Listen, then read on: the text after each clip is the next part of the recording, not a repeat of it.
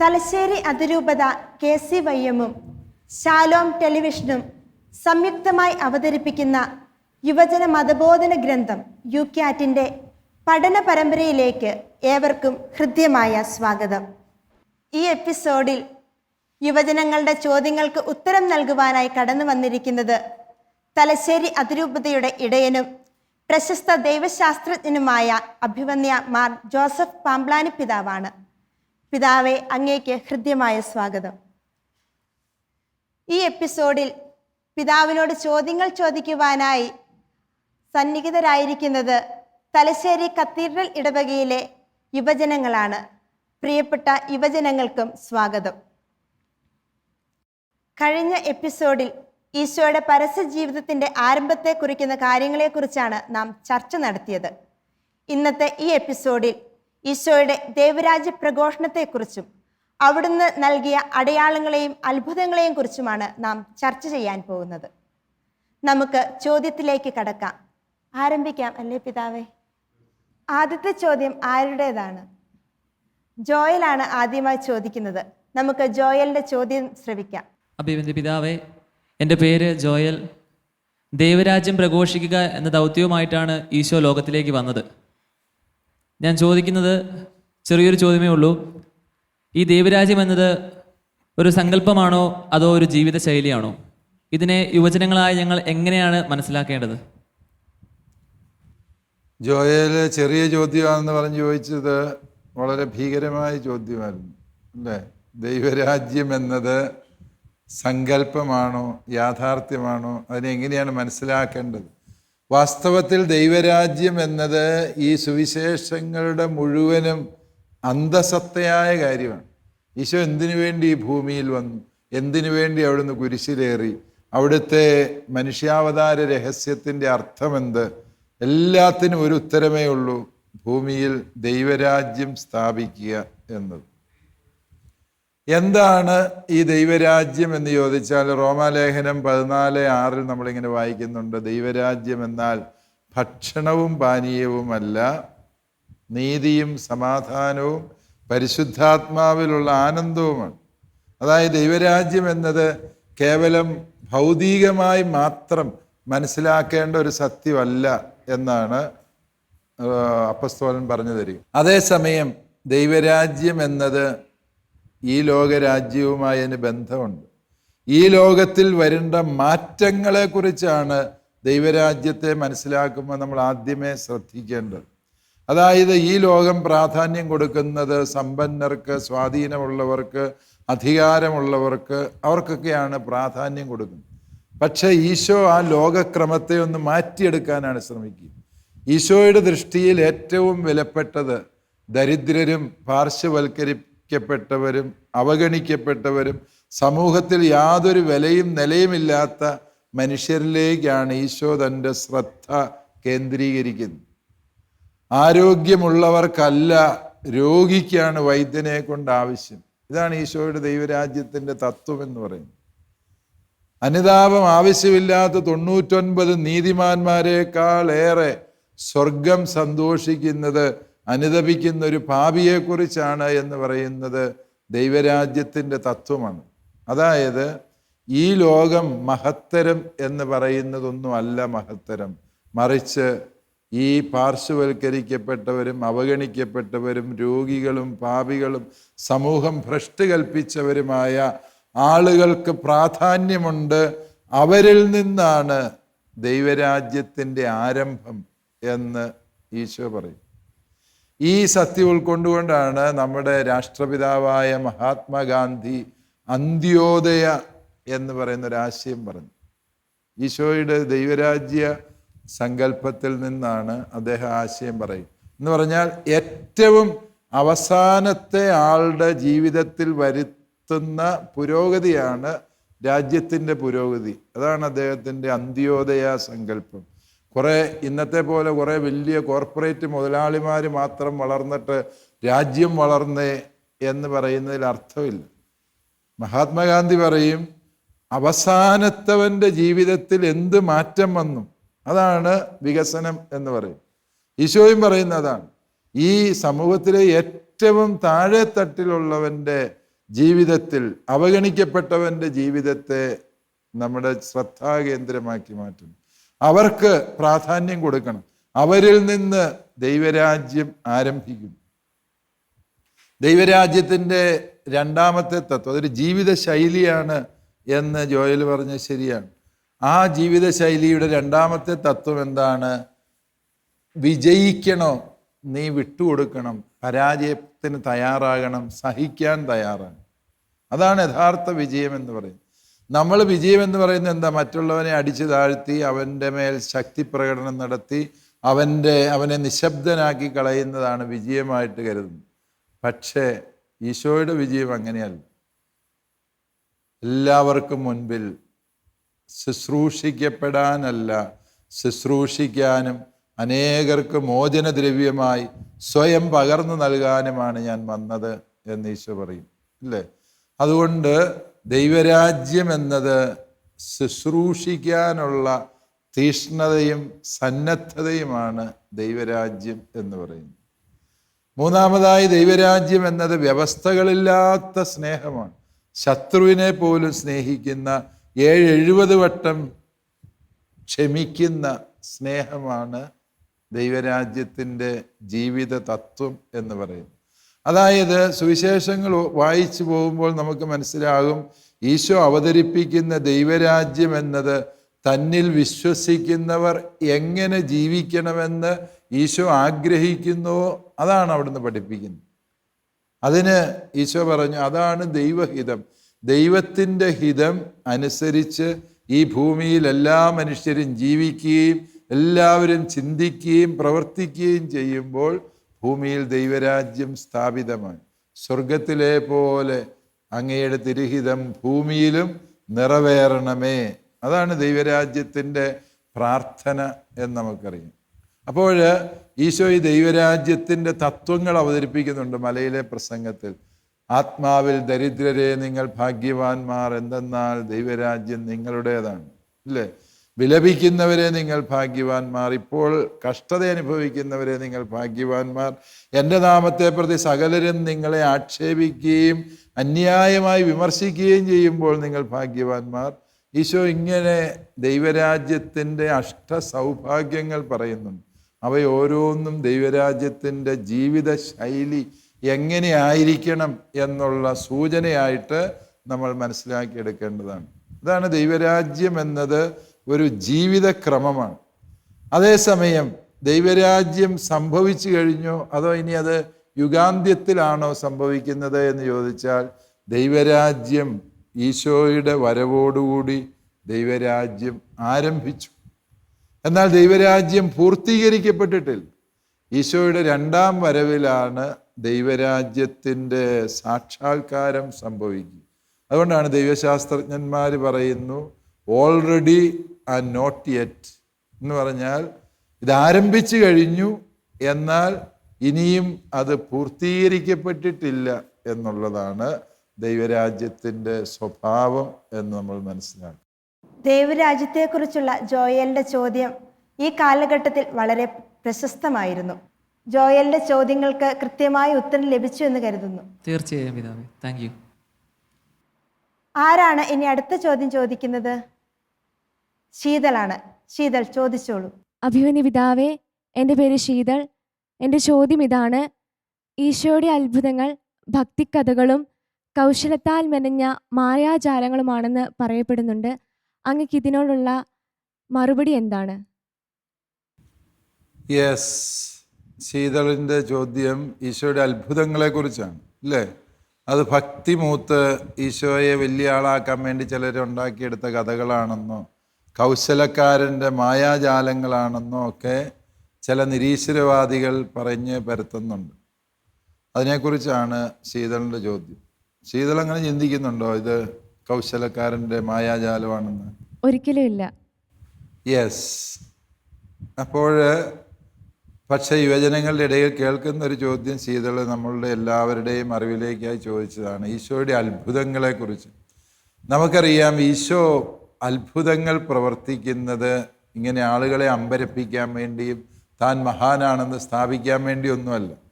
മറിച്ച് ഈശോ അത്ഭുതങ്ങൾ പ്രവർത്തിക്കുന്നത് എന്തിനു വേണ്ടിയാണ്? ദൈവരാജ്യത്തിൻ്റെ സ്വഭാവം വ്യക്തമാക്കാൻ വേണ്ടിയാണ് ഈശോ ഓരോ അത്ഭുതങ്ങളും അടയാളങ്ങളും പ്രവർത്തിക്കുന്നത്. മനുഷ്യൻ്റെ സങ്കടങ്ങൾക്കുള്ള ഉത്തരം കൂടിയാണ് ഈശോയുടെ അത്ഭുതങ്ങൾ എന്ന് നമുക്ക് തിരിച്ചറിയും. അതായത് മനുഷ്യനെ സഹായിക്കാൻ ദൈവം സദാ സന്നദ്ധനാണ്. അവൻ്റെ പ്രതിസന്ധി വേളകളിൽ അവൻ്റെ കണ്ണുനീര് തുടയ്ക്കാൻ ദൈവം വരുന്നു. ഒരു ഉദാഹരണം പറഞ്ഞാൽ, കാനായിലെ കല്യാണ വീട്ടിൽ വീഞ്ഞു തീർന്നുപോയി ഒരു കല്യാണ വീടിൻ്റെ എല്ലാ സന്തോഷവും അസ്തമിച്ച് ആ വിവാഹം തന്നെ ഗതികേടിൻ്റെ വക്കിലെത്തി നിൽക്കുന്ന ഒരു സന്നിഗ്ധാവസ്ഥയിൽ ഈശോ അവിടെ വെള്ളം വീഞ്ഞാക്കി മാറ്റി അത്ഭുതം പ്രവർത്തിച്ചു, ഇല്ലേ? അത് എന്തിനു വേണ്ടിയായിരുന്നു എന്ന് ചോദിച്ചാൽ നമുക്കുള്ളൊരു വലിയ സന്ദേശമാണ്. നമ്മുടെയും ജീവിതത്തിൻ്റെ ഇല്ലായ്മകളിൽ നമ്മൾ പകച്ചു നിന്ന് പോകുമ്പോൾ സഹായത്തിന് നിന്റെ കൂടെ ദൈവമുണ്ടാകും എന്നുള്ള ഉറപ്പാണ് കാനായിലെ കല്യാണം. നായിമിലെ വിധവയുടെ മകൻ അവളുടെ ഏക മകനാണെന്ന് പറഞ്ഞു. അവൻ മരിച്ചുപോയി. ആ വിധവ തൻ്റെ ജീവിതത്തിൽ ശൂന്യവൽക്കരിക്കപ്പെട്ട അവസ്ഥയിലായി, ഇല്ലേ? അവളുടെ എല്ലാ സ്വപ്നങ്ങളും തകർന്നുപോയി. എന്തിനാ ജീവിക്കുന്നത് എന്ന് പോലും അറിയാതെ അവൾ ജീവിതത്തിൻ്റെ വഴിമുട്ടി നിൽക്കുമ്പോൾ അവളുടെ കണ്ണുനീര് തുടച്ച് ഈശോ പറഞ്ഞു, നീ എഴുന്നേക്കാൻ പറഞ്ഞു. യുവാവേ എഴുന്നേക്ക്. അവൻ എഴുന്നേറ്റിരുന്നു. ഈശോ ആ സ്ത്രീയുടെ കണ്ണുനീരിനെ അത്രമാത്രം വിലമതിച്ചു എന്നാണ് അതിൽ നമ്മൾ മനസ്സിലാക്കുന്നത്. ഈശോയുടെ അത്ഭുതങ്ങൾ ഓരോന്നും നമ്മൾ പരിശോധിക്കുമ്പോൾ നമുക്ക് മനസ്സിലാകും, ഒന്നാമതായി അത് മനുഷ്യനുള്ള ദൈവത്തിൻ്റെ വലിയ ഉറപ്പാണ്. നമ്മുടെ സങ്കടങ്ങളിൽ, വേദനകളിൽ ദൈവം നമ്മോട് കൂടെയുണ്ട് എന്നുള്ള ഉറപ്പ്. രണ്ടാമതായി ഈശോ തൻ്റെ ദൈവത്വം വെളിപ്പെടുത്തി കൊടുക്കുക. ലാസറിനെ ഉയർപ്പിക്കുമ്പോൾ ഈശോ പറയുന്നുണ്ട്, അങ്ങാണ് എന്നെ അയച്ചതെന്ന് ഈ നിൽക്കുന്ന ജനം വിശ്വസിക്കേണ്ടതിന് കർത്താവെ ഞാൻ പ്രാർത്ഥിക്കുന്നു, ലാസറെ പുറത്തു വരിക. ലാസർ പുറത്തു വന്നു. എന്താണ്? ഈശോ ദൈവമൊന്നും അല്ല എന്ന് പറഞ്ഞുകൊണ്ട് ഈശോയെ വെല്ലുവിളിച്ച് നടക്കുന്നവരുടെ മുമ്പിൽ ഈശോ താൻ ദൈവമാണ് എന്ന് കാണിച്ചു കൊടുക്കും. കടലിൻ്റെ മീതെ ഈശോ നടക്കുകയാണ്. എന്തിനാന്ന് ചോദിച്ചാൽ പഴയ നിയമത്തിൽ ദൈവം നടക്കുന്നത് കടലിൻ്റെ മുകളിൽ. കരയേക്കട ദൈവം നടക്കുകയല്ല. എന്താന്ന് ചോദിച്ചാൽ കരയിൽ ദൈവത്തിൻ്റെ കാൽപ്പാട് പതി. ആ കാൽപ്പാടയിൽ മനുഷ്യൻ ചവിട്ടിയാൽ അവൻ മരിച്ചു പോകുമെന്നാണ് യഹൂദർ വിശ്വസിച്ചിരുന്നത്. അതുകൊണ്ട് കരയേക്കട ദൈവം നടക്കുകയല്ല, ദൈവം കടലിക്കടയെ നടക്കും. കടലിൽ നടന്ന വെള്ളമായതുകൊണ്ട് അങ്ങോട്ടും ഇങ്ങോട്ടും മാറി കാൽപ്പാട് കാണിയത്. അതാണ് ദൈവം കടലിന് മീതെ സഞ്ചരിക്കുന്നത്. ആ സത്യത്തെയാണ് ഈശോ കടലിന് മീതെ നടന്നുകൊണ്ട് കാണിച്ചു കൊടുക്കുന്നത്. എന്താ ശിഷ്യന്മാർക്ക്? ഞാൻ ദൈവം തന്നെയാണ്, സത്യദൈവമാണ് ഞാൻ എന്ന് ഈശോ വെളിപ്പെടുത്തുന്നത്. ഈശോ തൻ്റെ ഐഡൻറ്റിറ്റി അഥവാ സ്വത്വം, തൻ്റെ ദൈവീകമായ യാഥാർത്ഥ്യം വെളിപ്പെടുത്തുന്നതിന് വേണ്ടി അത്ഭുതങ്ങൾ പ്രവർത്തിച്ചിട്ടുണ്ട് എന്ന് നമുക്ക് ന്യായമായും മനസ്സിലാക്കാവുന്നു. വീണ്ടും ഈശോയുടെ അത്ഭുതങ്ങൾ എന്ന് പറയുന്നത് തന്നിലൂടെ കൈവരാൻ പോകുന്ന രക്ഷ ഏത് തരത്തിലുള്ളതായിരിക്കും എന്നുള്ളതാണ് ഈശോയുടെ അത്ഭുതങ്ങളുടെ അർത്ഥം. ഇപ്പം ലാസറിനെ ഉയർപ്പിക്കുമ്പോൾ ഈശോ മർത്തായോട് പറയുന്നുണ്ട്, എന്താണ്? ഞാനാണ് പുനരുത്ഥാനവും ജീവനും. ആ സത്യം വെളിപ്പെടുത്താൻ വേണ്ടിയാണ് ഈശോ ലാസറിനെ ഉയർപ്പിക്കുന്നത്. അതായത് ഈശോ, നീ എന്നിൽ വിശ്വസിച്ചാൽ ദൈവമഹത്വം ദർശിക്കും. വിശ്വസിക്കുന്നവനെ കാത്തിരിക്കുന്നത് ഏതാണ്? നിത്യജീവനാണ്. അതാണ് ഈശോയ്ക്ക് പറയാനുള്ള, പഠിപ്പിക്കാനുള്ള സത്യമെന്ന് പറയും.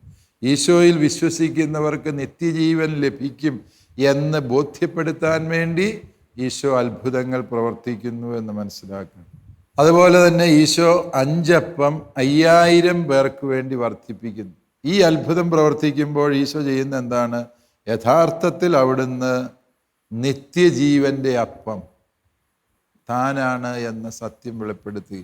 പരിശുദ്ധ കുർബാന എന്ന തൻ്റെ സാന്നിധ്യം ഈ ഭൂമിയിൽ കാലാകാലത്തോളം അവിടുന്ന് രൂപപ്പെടുത്തുന്ന പരിശുദ്ധ കുർബാനയെ വെളിപ്പെടുത്താൻ വേണ്ടിയാണ് അവിടുന്ന് 5 അപ്പം 5000 പേർക്ക് വേണ്ടി വർദ്ധിപ്പിച്ചുകൊണ്ട് അവിടുന്ന് പരിശുദ്ധ കുർബാനയെക്കുറിച്ച്, ജീവൻ്റെ അപ്പത്തെക്കുറിച്ച് സംസാരിക്കുന്നു. അതുകൊണ്ട് ഈശോയുടെ പ്രബോധനങ്ങളുടെയും അത്ഭുതങ്ങളുടെയും ഒക്കെയും അർത്ഥം ഒന്ന് തന്നെയാണ്. അത് തൻ്റെ രക്ഷാകര പദ്ധതിയിലൂടെ വെളിപ്പെടാൻ പോകുന്ന ദൈവീക സത്യങ്ങളുടെ അർത്ഥം വിശദമാക്കാനുള്ള മാധ്യമമായിട്ടാണ് ഈശോ അത്ഭുതങ്ങളെ ഉപയോഗിക്കുന്നത്. അവസാനമായി ഈ അത്ഭുതങ്ങളെ യോഹന്നാൻ സുവിശേഷകൻ വിളിക്കുന്നത് അടയാളങ്ങൾ എന്നാണ്. ശരിക്കും അത് ഈ ഒരു മാജിക്കുകാരൻ്റെ അത്ഭുത പ്രവർത്തനങ്ങളല്ല, അല്ലെങ്കിൽ കാണികളെ സ്തംഭിപ്പിക്കുന്ന പ്രതികരണങ്ങളല്ല ഈശോ പ്രതീക്ഷിക്കുക. അവ അടയാളങ്ങളാണ്. ദൈവരാജ്യം സമാഗതമായി എന്നുള്ളതിൻ്റെ അടയാളങ്ങളാണ്. മത്തായിയുടെ സുവിശേഷം 11-ാം അധ്യായം ആരംഭിക്കുമ്പോൾ നമ്മൾ വായിക്കുന്നുണ്ട്, സ്നാപകൻ്റെ ശിഷ്യന്മാർ ഈശോയുടെ അടുക്കലേക്ക് വന്നിട്ട് ചോദിക്കുന്നുണ്ട്, സ്നാപകൻ നിന്നോട് ചോദിക്കാൻ പറഞ്ഞു, നീ തന്നെയാണോ യഥാർത്ഥ മിശിഹ, അഥവാ ഞങ്ങൾ വേറൊരുവനെ കാത്തിരിക്കണം? ഉടനെ ഈശോ പറയുകയാണ്, നിങ്ങൾ ചെന്ന് സ്നാപകനോട് നിങ്ങൾ കണ്ടതും കേട്ടതുമായ കാര്യങ്ങൾ പറയുക. എന്താണ്?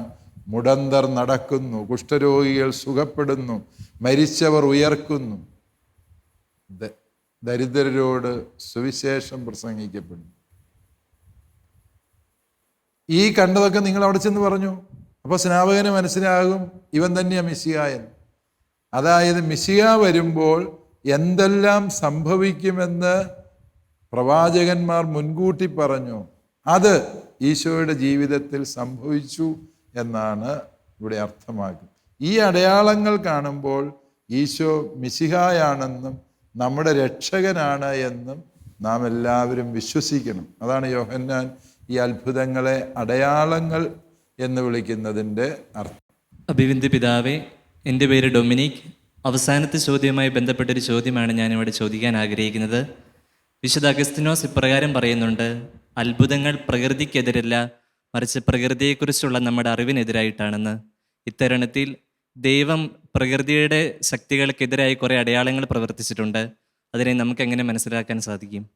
യെസ്, വിശുദ്ധ അഗസ്തീനോസ് പുണ്യാളൻ പറയുന്ന ഒരു ചിന്തയാണ്, ഈ ഈശോ പ്രവർത്തിച്ച അത്ഭുതങ്ങൾ അല്ലെങ്കിൽ അടയാളങ്ങൾ എന്നത് പ്രകൃതിക്കെതിരായ കാര്യങ്ങളല്ല, പ്രകൃതിയെക്കുറിച്ചുള്ള നമ്മുടെ ധാരണയെ ഈശോ തിരുത്തുകയാണ്. അത് ശരി. ഇപ്പോൾ ഉദാഹരണം പറഞ്ഞാൽ അഗസ്തീനോസിനെ വിശദീകരിക്കുന്ന ഒരു ഉദാഹരണം പറയും. അതായത് ഈശോയുടെ ആദ്യത്തെ അത്ഭുതം, കാനായിലെ കല്യാണ വിരുന്നിൽ ഈശോ വെള്ളം വീഞ്ഞാക്കി. അഗസ്തീനോസ് പുണ്യാളൻ പറയും, ഇതേ അത്ഭുതം പ്രകൃതിയിൽ സംഭവിക്കുന്നുണ്ട് അല്ലേ? മഴ പെയ്ത് വെള്ളം ഉണ്ടായി, ആ വെള്ളം മുന്തിരിച്ചെടി വലിച്ചെടുത്ത് മുന്തിരിങ്ങ ഉണ്ടായി, മുന്തിരിങ്ങയ്ക്കകത്ത് ഈ വെള്ളം കയറി ഇരിക്കുകയാണ്. അത് പിഴിഞ്ഞെടുത്ത് മുന്തിരിച്ചാറാക്കി, എന്നിട്ട് 10-40 ദിവസം അത് ഇങ്ങനെ കെട്ടിവെച്ചു. അപ്പോഴതെന്തായി തീർന്നു? വീഞ്ഞായി മാറി അല്ലേ? അതായത് പ്രകൃതിയിൽ ഒരു വർഷത്തോളം സമയമെടുത്ത് സംഭവിക്കുന്ന ഒരു കാര്യമാണ് വെള്ളം വീഞ്ഞായി മാറി എന്നുള്ളത്. പ്രകൃതിയിൽ സംഭവിക്കുന്ന ഒരു കാര്യം. പക്ഷെ ഈശോ അതിനെ എന്ത് ചെയ്തു? അതിൻ്റെ സമയത്തെ ഈശോ കുറച്ചു. 1 കൊല്ലം കൊണ്ടോ അല്ലെങ്കിൽ 5-8 മാസം കൊണ്ട് സംഭവിക്കേണ്ട വെള്ളം വീഞ്ഞാകുന്ന പ്രകൃതി സംഭവത്തെ ഈശോ ചുരുക്കിയിട്ട് എന്താക്കി മാറ്റി? 1 മിനിറ്റ് കൊണ്ട് അത് സംഭവിപ്പിച്ചു അല്ലേ? അതായത് ഈശോ പ്രകൃതിക്ക് വിരുദ്ധമായൊരു പ്രവൃത്തി അല്ല ചെയ്യുന്നത്. എന്താണ് ചെയ്യുന്നത്? ആ പ്രകൃതിയുടെ ശക്തിയെ മനുഷ്യൻ്റെ ആവശ്യത്തിന് അനുഗുണമാക്കി അവിടുന്ന് പരിവർത്തനം ചെയ്യുകയാണ് ചെയ്യുന്നത്. കടലിൽ കൊടുങ്കാറ്റുണ്ടായി. ആ കൊടുങ്കാറ്റ് എപ്പോഴും കൊടുങ്കാറ്റില്ല, കുറച്ച് കഴിയുമ്പോൾ അത് തന്നെ നിൽക്കും അല്ലേ? ഈശോ എന്ത് ചെയ്യുകയാണ്? ആ നിൽപ്പിൻ്റെ സമയത്തെ കുറച്ച് കൊണ്ടുവരും. അന്ന് കൊടുങ്കാറ്റ് നിൽക്കാനെടുക്കുന്ന സാധാരണ ഒരു 5-6 മണിക്കൂർ അല്ലെ 1-2 ദിവസം ഇങ്ങനെ ചുഴലി കൊടുങ്കാറ്റുണ്ടാകും. അത് കഴിഞ്ഞാൽ തന്നെ നിൽക്കുന്നതാണ്. ഈശോ എന്ത് ചെയ്തു? മനുഷ്യൻ്റെ രക്ഷയ്ക്ക് വേണ്ടി ആ കൊടുങ്കാറ്റിൻ്റെ ദൈർഘ്യത്തെ കുറച്ചു. അതാണ് അഗസ്തീനോസ് പുണ്യാളൻ പറയുന്നത്, ഈശോ പ്രകൃതിക്ക് വിരുദ്ധമായിട്ടല്ല പ്രവർത്തിക്കുന്നത്. പ്രകൃതിയിൽ സംഭവിക്കുന്ന കാര്യങ്ങൾ തന്നെയാണ്. ഈശോ ഇടപെടുന്നത് അതിൻ്റെ സമയദൈർഘ്യത്തിൽ മാത്രമാണ് എന്നാണ് അഗസ്തീനോസ് പുണ്യവാളൻ ഉദ്ദേശിക്കുന്നത്. ശരിക്കും ഈശോയുടെ അത്ഭുതങ്ങൾ മറ്റ് നമ്മൾ പറയുന്ന പല അത്ഭുതങ്ങളുമായിട്ട് വ്യത്യസ്തമാണ്. നമ്മൾ അത്ഭുതങ്ങൾ എന്നൊക്കെ പറയുന്നത് മറ്റുള്ളവരെ ഉപദ്രവിക്കാൻ ചില ക്ഷുദ്രക്രിയകൾ ചെയ്യുന്നവരുണ്ട്, അല്ലേ? ഒരുത്തൻ നടന്നു പോകുമ്പോൾ അവൻ്റെ കാലൊടിഞ്ഞു പോകണം എന്നൊക്കെ പറഞ്ഞ് ദുർമന്ത്രവാദം ചെയ്യുന്നു. ഈശോ അത്തരത്തിലൊന്നും ചെയ്യുകയല്ല. ഈശോ ചെയ്യുന്നതെല്ലാം എന്താണ്? ഈ പ്രകൃതിയുടെ നിയമങ്ങൾക്കനുസരിച്ച് മാത്രമേ ഉള്ളൂ. ഈശോ ചെയ്യുന്നതൊക്കെയും മറ്റുള്ളവരുടെ നന്മയ്ക്ക് വേണ്ടിയും അവന് സഹായകമാകുന്ന രീതിയിൽ ഈശോ അത്ഭുതം പ്രവർത്തിക്കുന്നുള്ളൂ. ഈശോ ഒരിക്കലും തനിക്ക് വേണ്ടി ഒരു അത്ഭുതവും പ്രവർത്തിക്കുന്നില്ല, ഇല്ലേ? പിശാച് വന്നേച്ചിട്ട് ഈ കല്ല് അപ്പമാക്കി തിന്നാൻ പറഞ്ഞപ്പോൾ 40 ദിനരാത്രങ്ങൾ ഉപവസിച്ച് പരിക്ഷീണനായ ഈശോയ്ക്ക് ന്യായമായും അത് ഭക്ഷിക്കാമായിരുന്നു. പക്ഷെ ഈശോ ചെയ്തില്ല. ഈശോ എന്ത് ചെയ്തു? പിശാചെ നീ പോകാൻ പറഞ്ഞു. അതായത് ഈശോ ഒരിക്കലും തനിക്ക് വേണ്ടി അത്ഭുതം പ്രവർത്തിക്കുന്നില്ല. പടയാളികൾ ഈശോയെ പിടിക്കാൻ വരുമ്പോൾ ഈശോയ്ക്ക് വേണമെങ്കിൽ അവരുടെ ഇടയിൽ നിന്ന് നിഷ്പ്രയാസം രക്ഷപ്പെടാമായിരുന്നു. അവരെല്ലാം തൽക്കാലത്തേക്ക് അന്ധരാക്കിയാൽ മതി. പക്ഷെ ഈശോ അത് ചെയ്യുന്നില്ല. ഈശോ ആ പടയാളികളുടെ കൂട്ടത്തിൽപ്പെട്ട മാൽക്കൂസ് എന്നൊരുത്തൻ്റെ ചെവി പത്രോസ് വെട്ടി മാറ്റിയപ്പോൾ ഈശോ തൊട്ട് സുഖപ്പെടുത്തി, അവൻ്റെ ചെവി തിരിച്ചു വെച്ചു, ഇല്ലേ? അതൊക്കെയും സൂചിപ്പിക്കുന്ന എന്താണ്? ഈശോയുടെ അത്ഭുതങ്ങൾ സുവിശേഷത്തിൻ്റെ ആദർശങ്ങളെ ദൃശ്യവൽക്കരിക്കുന്ന സത്യങ്ങളാണ് ഈശോ എപ്പോഴും ചെയ്ത കാര്യങ്ങൾ. അതുകൊണ്ട് പ്രകൃതി വിരുദ്ധം എന്ന് പറയുമ്പോൾ മറ്റുള്ളവർക്ക് ദുരന്തവും ദോഷവും നാശവും വിതയ്ക്കാൻ വേണ്ടി ചെയ്യുന്ന കാര്യങ്ങളെയാണ് പ്രകൃതി വിരുദ്ധമായി ചെയ്യുന്ന കാര്യങ്ങൾ എന്ന് പറയുന്നത്. ഈശോ ഒരിക്കലും അത്തരത്തിലുള്ള അത്ഭുതങ്ങൾ പ്രവർത്തിച്ചിട്ടില്ല എന്നാണ് അഗസ്തീനോസ് പുണ്യവാളൻ വിവക്ഷിക്കുന്നത്. എൻ്റെ സംശയത്തിനുള്ള ഉത്തരം പിതാവ് നല്ല രീതിയിൽ പറഞ്ഞു തന്നു. പിതാവേ, താങ്ക് യു. ഈശോയുടെ ദൈവരാജ്യ പ്രഘോഷണത്തെക്കുറിച്ചും അവിടുന്ന് നൽകിയ അടയാളങ്ങളെയും അത്ഭുതങ്ങളെയും കുറിച്ചുമെല്ലാം വളരെ ആഴത്തിലും എന്നാൽ വളരെ ലളിതവുമായി പിതാവ് നമുക്ക് പറഞ്ഞു തരികയായിരുന്നു. പിതാവെ, അങ്ങേക്ക് നന്ദി. ഈ എപ്പിസോഡ് ഇവിടെ പൂർണ്ണമാവുകയാണ്. ഇനിയും അടുത്ത എപ്പിസോഡിൽ പുതിയ ചോദ്യങ്ങളുമായി നമുക്ക് വീണ്ടും കണ്ടുമുട്ടാം. നന്ദി.